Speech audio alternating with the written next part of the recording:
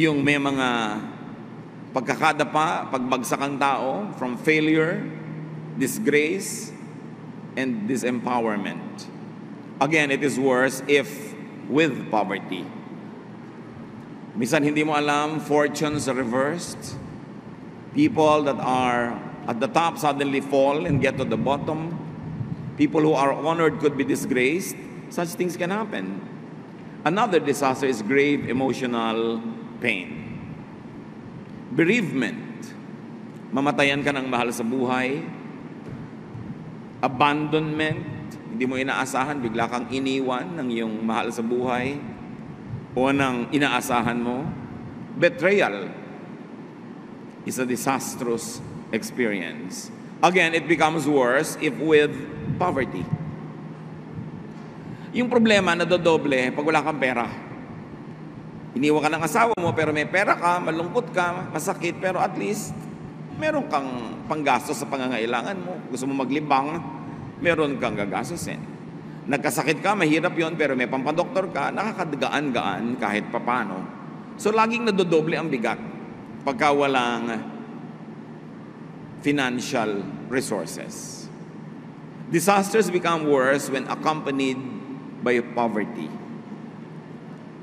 Kaya ang mahalaga sa buhay, meron kang some form of insurance, savings, investments.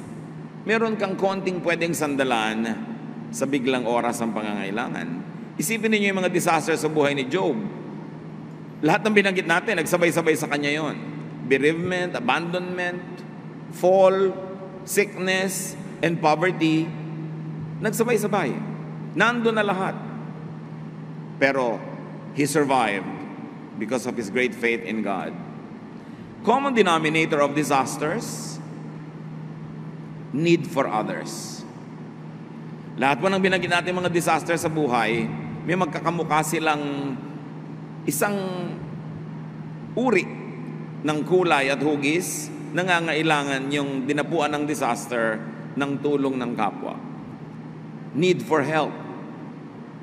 Need for sympathy. Pag tayo naman ay dinadagukan ng kapalaran, dinadapuan ng hirap sa buhay, yan ang kailangan natin. Tulong, maaaring physical, financial, maaari namang emotional or spiritual. Yung alam mo na may kakampi ka. Yung alam mo na merong sumusuporta sa'yo, merong nagsisimpatya sa'yo, at nakikiisang loob. Disasters weaken people to the point of needing other people. Yan ang nangyayari pag may disaster. Nanghihina tayo. At di man dati, ngayon nangangailangan na tayo ng tulong. How to prepare for life's disasters.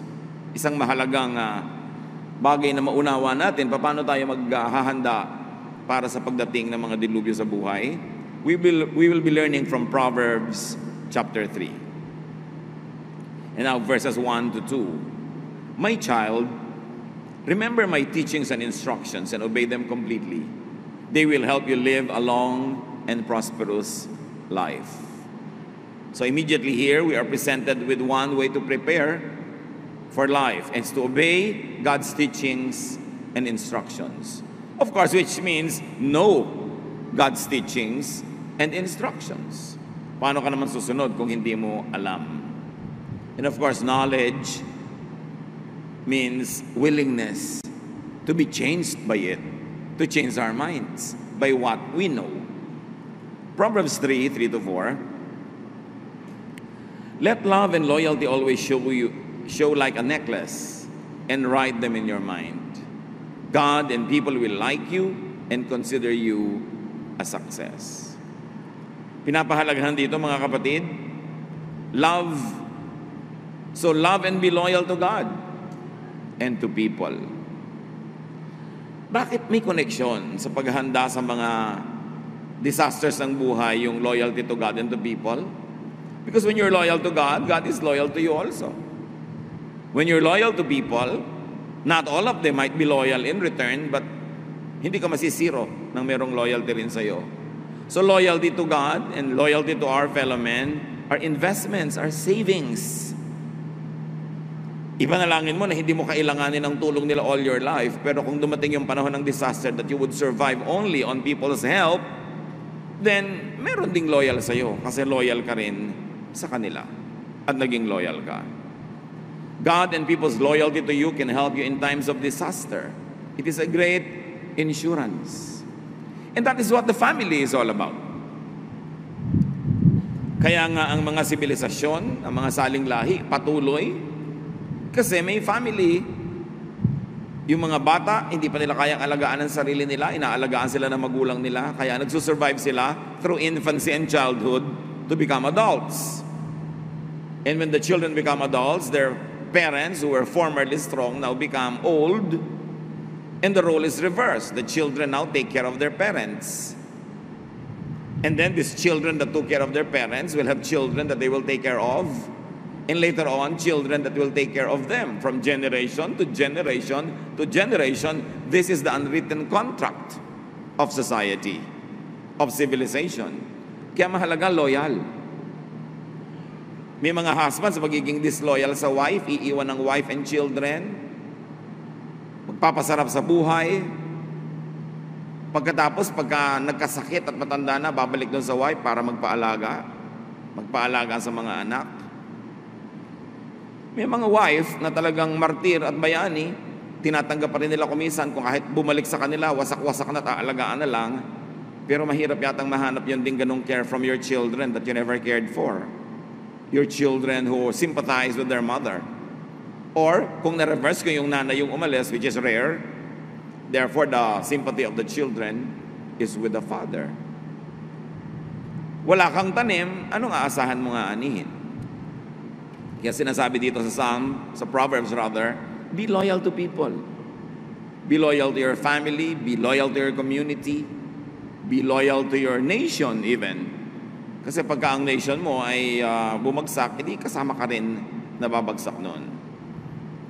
At yung mga loyalty natin at pagtulong sa kapwa, kuminsan konting-konti lang na itulong mo, maiksing panahon ka lang tumulong, pero nung ikaw ang nangailangan at yung dati mong tinulungan ay umunlad, lumakas, kuminsan ang daming sukli sa'yo na higit sa itinulong mo sa kanya nung araw.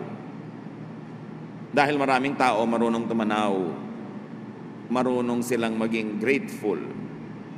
Kaya kahit sandali mo lang silang tinulungan, hindi nila inilimot.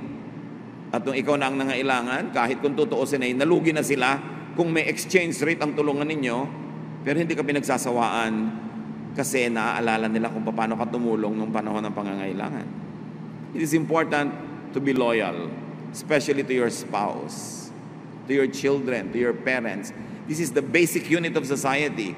Ito ang sikreto kung bakit ang lahat ng henerasyon ng tao nag-survive sa lahat ng mga dilubyo, lahat ng mga gyera, lahat ng mga salot na dumating sa buhay ng tao sa planetang ito. We survive because of this unwritten contract of society. Pagka wala ka man lang ginagawa ng mabuti, wala kang tinutulungan, wala ka man lang dinadalaw pag may sakit, wala kang inaambagan na nangangailangan, mag-isip-isip ka. Paano kung dumating ang panahon na wala ka ring mga makuha, nagkaroon ka ng sudden disaster that is unexpected, a reversal of fortune, sino naman ang tutulong sa iyo? Wala ka namang ipinakitang tulong sa iba.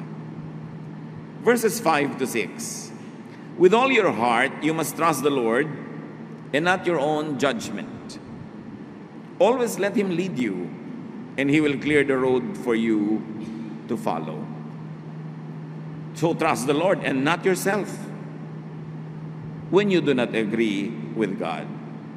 Hindi naman laging hindi tayo magtitiwala sa sarili, pero kung ikaw mismo hindi ka sumasang-ayon doon sa ang linaw-linaw nakasulat sa Bible, pabalik-baliktarin mo man ang linaw, pinapalabo mo lang dahil ayaw mong sundin, yun ang sinasabing, don't trust in yourself, but trust in God. Be teachable, in other words. Allow your judgment to be tested, to be taught, and improved by the Word of God, by reason, by spirituality. And when you do that, you prepare yourself for whatever disaster is unexpected. Sometimes the disaster is even averted or prevented because you are spiritually in the right place. Kaya mahalaga talaga unahin ang Diyos. In everything you do, put God first. And He will guide you and crown your efforts with success. Proverbs 3:7-8. Don't ever think that you are wise enough, but respect the Lord and stay away from evil. This will make you healthy and you will feel strong. May relasyon pala yung health and strength with trusting the Lord, being wise enough to trust the Lord. Because we are never wise enough. Our knowledge is very little. Paul says that our knowledge is imperfect, our prophecy is imperfect. So we can and should continue learning, refining, and changing our thoughts. Because we have to change from glory to glory. How do you prevent disaster or prepare for disaster? Stay away from evil, especially from evil thought that makes you think, evil thoughts against other people, that makes you think that you are right and they are wrong when you have not thoroughly examined your scholarship. So evil thoughts, evil deeds, evil ways, evil companions, and evil stubbornness can actually invite disaster. So pag nag-iingat tayo, lagi tayo nagiging wise, mga kapatid. Laging dinadala sa Panginoon at sa Kanyang karunungan ang ating mga desisyon, it becomes preventive. We are able to prevent disaster. Kasi marami po mga disaster, hindi nga nangyari dahil nagpakatama tayo, kaya hindi natin alam that we were spared from it. That's why every day we must be thankful for the troubles that we never experience. Because otherwise, we could experience them. Kaya nagpapasalamat din tayo sa Panginoon doon sa mga hindi natin nararanas. Dahil salamat, hindi natin nakikita kung paano niya tayo iniligtas. Lagi na lang sa mga nakaambang mga panganib sa ating buhay. Proverbs 3:9-10, honor the Lord by giving Him your money and the first part of all your crops. Then you will have more grain and grapes than you will ever need. How do you prepare for disaster? How do you prevent disaster? Especially poverty. Give offerings to the Lord. The verses are unapologetic. While God may not need man's offerings, man needs to make offerings. Because he is designed by God to define his position in relationship to God by always making offerings. Yan po yung relasyon ng mga subject to their monarchs, ng mga citizens to their kings. They were always giving taxes, they were always offering services, they were always offering this and that to the monarch. At yun yung pattern na makikita natin doon sa pagbibigay natin lagi sa Diyos. Because we recognize that He is the monarch, He is the king, so we give offerings. God doesn't actually need our offerings, but we have a need to make such offerings to continue to affirm our citizenship, our belongingness to God. And the verses are clear. Man's prosperity is premised by God on man's giving. Ang Diyos mismo ang nagpasya. You will be prosperous if you make your offerings. Mysteriously, this is an ever-present teaching and instruction everywhere in the Bible. And many people will attest to it na pag sinusunod nila, lumuluwag talaga yung buhay nila. Mahirap maunawaan kung minsan kung bakit, at kung hindi na unawaan, sundin na lang. Hindi ka naman malulugi dahil kung ang Diyos ang iyong pinararangalan sa iyong mga offerings, marunong naman talaga siya magsukli. At hindi naman tayo pwede magbigay ng offering ng hindi galing doon sa nauna na ibinigay sa atin ng Diyos. 11-12, my child, don't turn away or become bitter when the Lord corrects you. The Lord corrects everyone He loves, just as parents correct their favorite child. Appreciate God's correction. Yung pagtatama ng Diyos para hindi sala. Yung word na sala, pinagmula ng kasalanan, na sa Southern Tagalog, sala means mintis. You miss the point. Maybe natukan, di mo tinamaan, sala. You miss the point. So yung kasalanan is not always naman yung napaka-evil mo dahil may kasalanan ka. Nagkasala ka lang, ibig sabihin, you missed the point. You did not reach the standard. You were not able to get to where you are expected to go. So kailangan willing tayo lagi magpatama. Parang istasyon ng radyo kumisan lumilihis, itatama mo para ma-fine tune. Mga calibrations of machines, itinatama mo. Kailangan lagi tayo nagpapatama sa Panginoon. Nilikha tayo ng Panginoon kasabay ng planeta, kasabay ng nature, kasabay ng kanyang mga laws of nature. Dapat tuned in tayo sa kanyang laws. Moral laws, natural laws, para kasama tayo sa agos, kasama tayo sa daloy, hindi tayo kasalungat, hindi tayo pagod na pagod, dahil kasama lang tayo sa umaandar na buhay na idinisenyo ng Panginoon. 13 to 15, God blesses everyone who has wisdom and common sense. Wisdom is worth more than silver. It makes you much richer than gold. Wisdom is more valuable than precious jewels. Nothing you want compares with her. So you want to avoid disaster? You want to be ready for disaster? Get, develop, and keep wisdom. Seek wise people for companionship. Kaya lang siyempre, kung ang kausap mo, mas maraming alam kaysa sa'yo, mas nauna na siya sa isang landas na ngayon mo palang pupuntahan, pwedeng may mga ituturo siya o sasabihin na hindi mo maunawa. At kumisan dahil limited ang iyong pangunawa, pwede ka pang mag-isip na siya yung mali. Pwede ka pa magalit sa kanya, pero dapat willing tayo to hear something even though we don't agree with it, to study it, to consider it.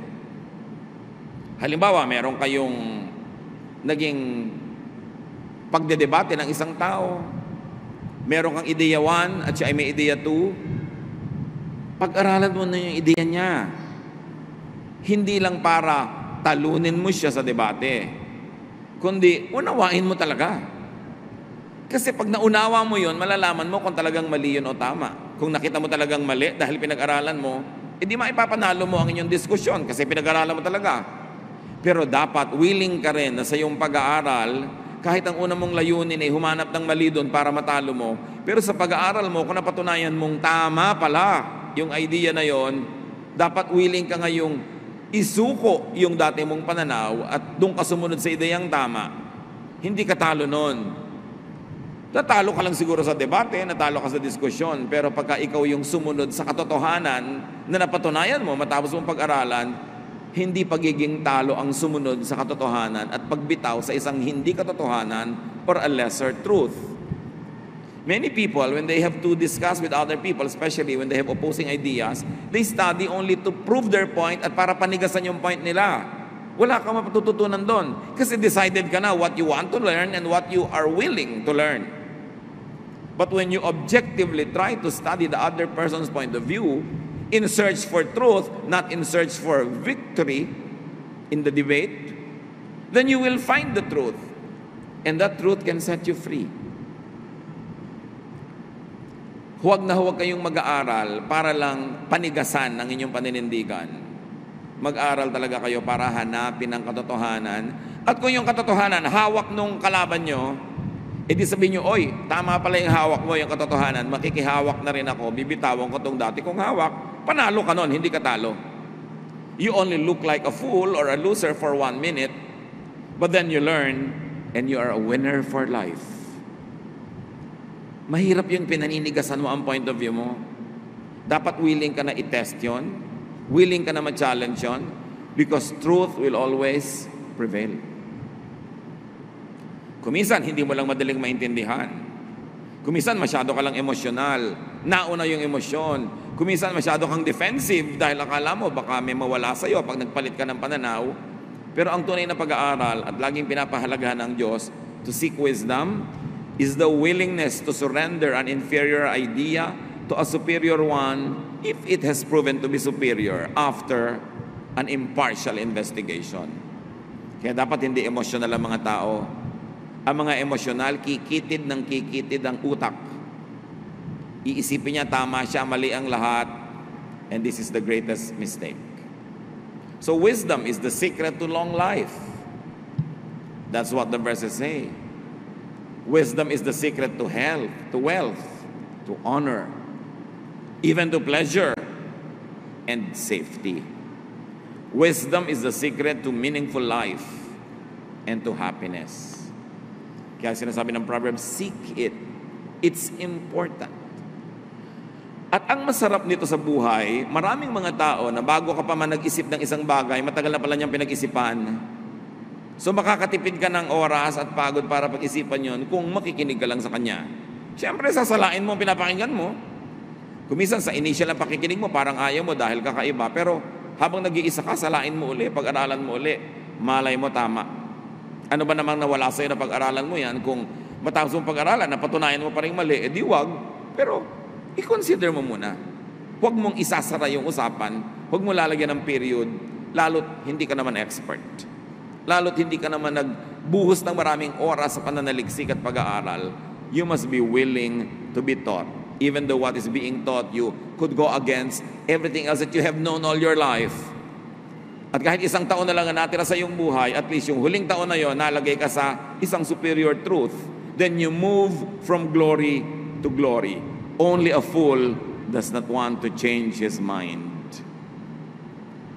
Of course, you don't change your mind pagka napatunayan naman tama ka, pero patunayan mo muna. Subject your ideas to the test. Proverbs 3:19-20.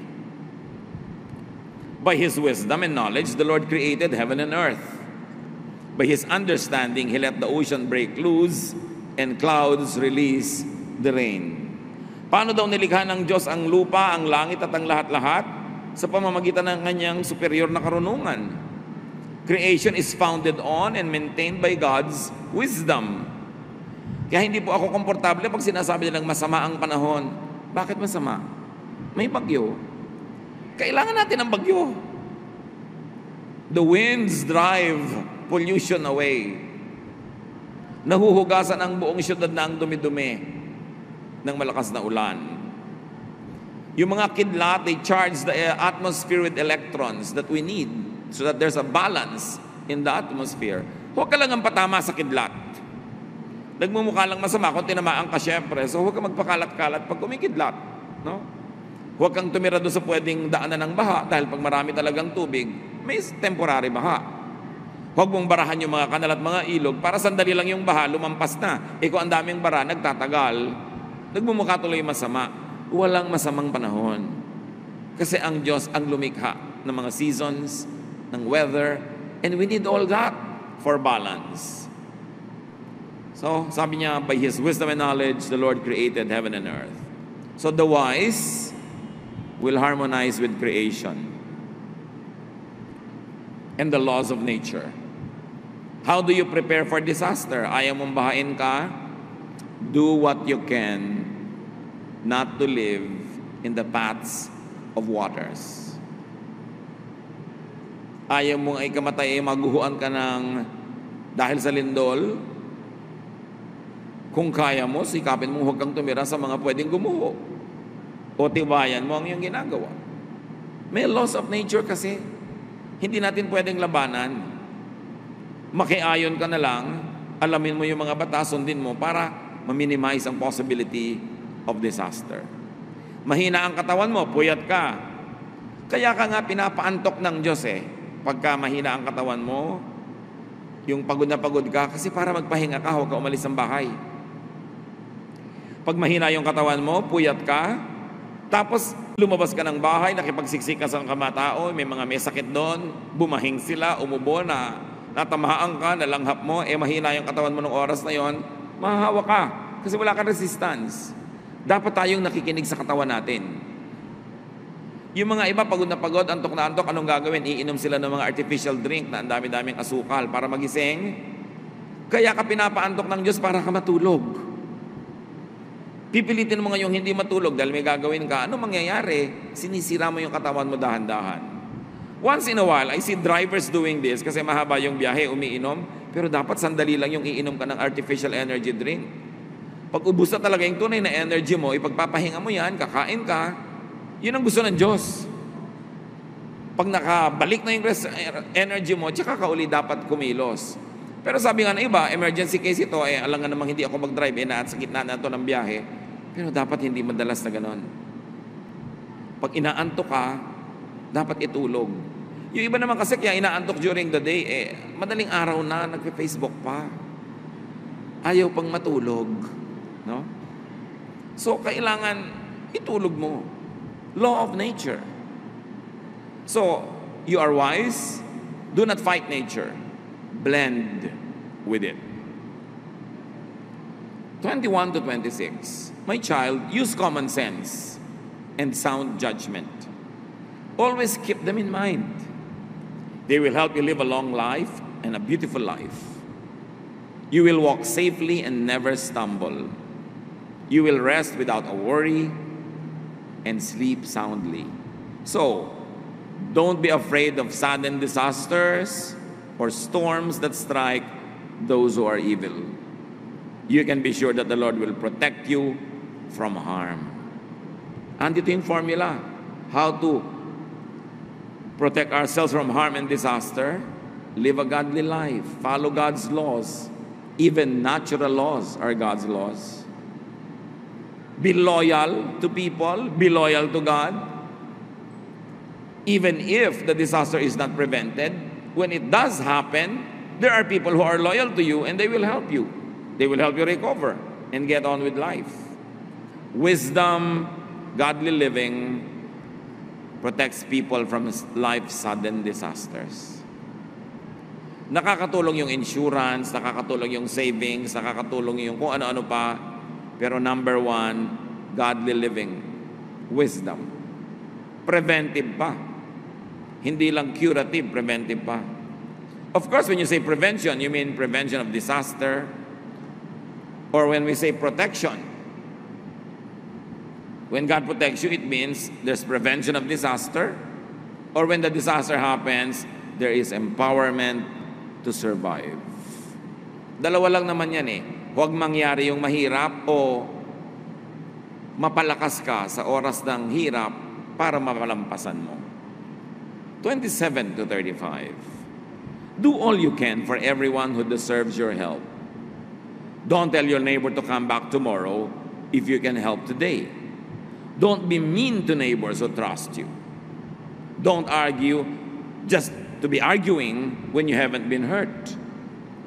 Here's another repetition and emphasis on how to prepare for disaster. Be nice. Be good to people. Help people. Help them in a timely manner. Huwag nang paghihintayin pa kung pwede nang tulungan ngayon. Huwag nang patagalin. At kung pwedeng tulungan ng buuin. Preparasyon yan.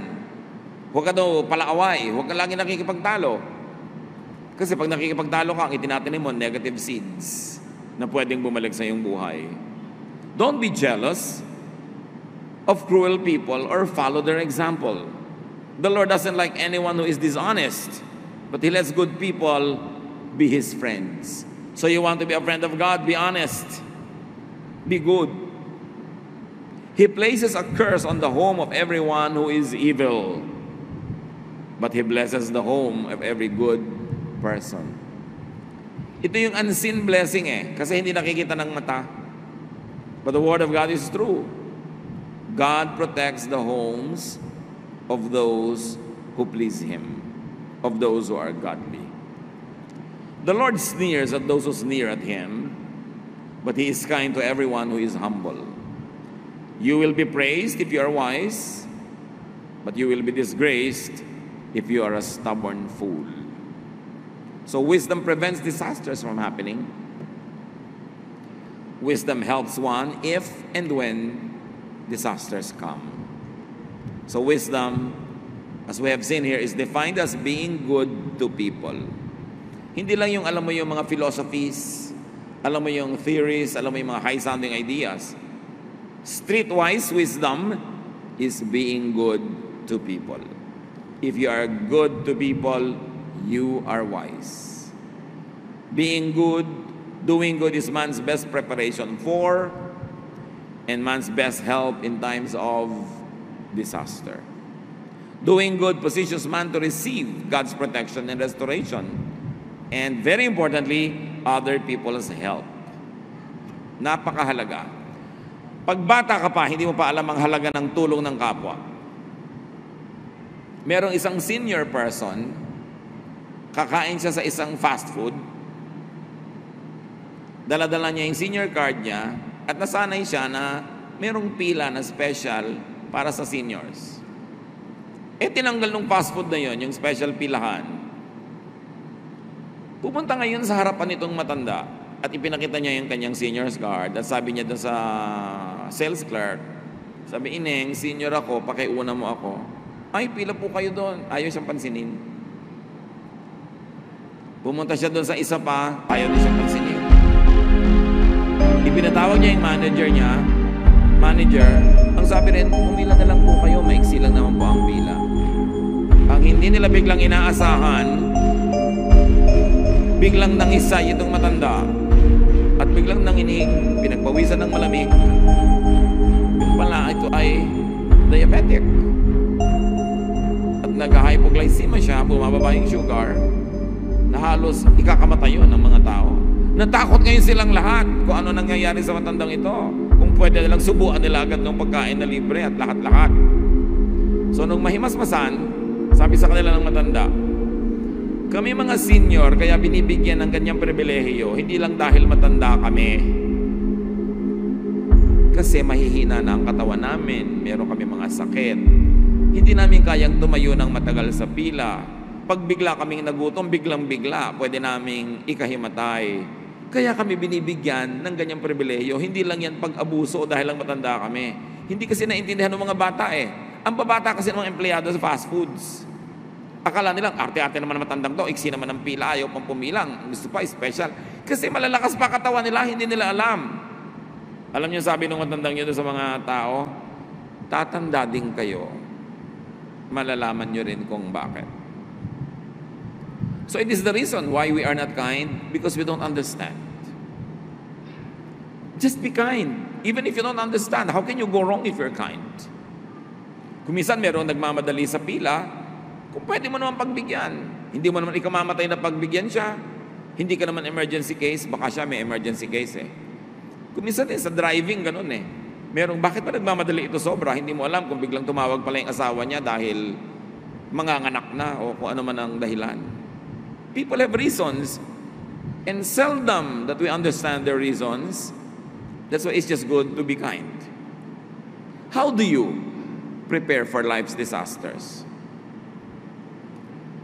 Ang mga bata kasi, ganun talaga It's one of the definition ng bata. Hindi niya alam na may mga disaster pala ang buhay. Hindi niya alam na pwede palang mangyaring lumabo ang iyong mata, pwede palang humina ang iyong tuhod, humina ang iyong resistensya. Kaya, kumisan, hindi sensitive. How do you prepare? Be wise. Know what happens in people's lives so that you could prevent the mistakes that happen in theirs. One excellent way to prepare for your forthcoming disaster, which we all pray will not happen, is to help others in their disasters now. Dalawa lang ang pwede niyong pagpilian na kalagayan, mga kapatid. Sa oras na ito, sa present time, either may disaster kayo at kailangan nyo ng tulong, o wala kayong disaster. Pasalamat kayo sa Diyos at tumulong kayo doon sa merong mga disaster. That's how you prepare for the disasters that might come in your life. It is such a great privilege to live one day, 1 week, 1 month na walang disaster na major. Sa ganung mga privileged moments, you reach out and help people who are needy. That's how you strengthen yourself.